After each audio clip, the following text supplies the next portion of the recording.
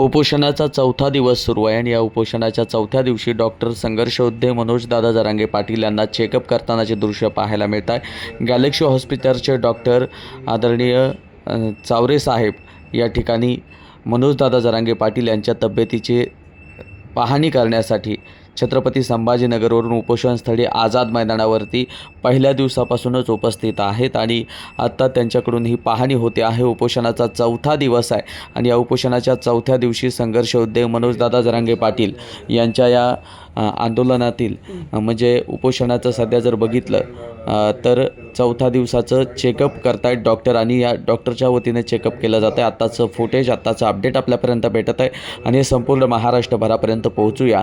आपला मित्र उदय भिसे पाटील, जय जिजाऊ, जय शिवराय आणि धन्यवाद बांधवांना। आणि जास्तीत जास्त व्हिडिओ शेअर करा, इथल्या प्रत्येक घडामोडी आपल्यापर्यंत पोहोचवण्याचं काम आम्ही करतो आहे, कारण इथे काही जर झालं तर आपल्या सर्वांपर्यंत ते पोहोचलं गेलं पाहिजे। लगेच आपण शेअर करायला सुरुवात करूया।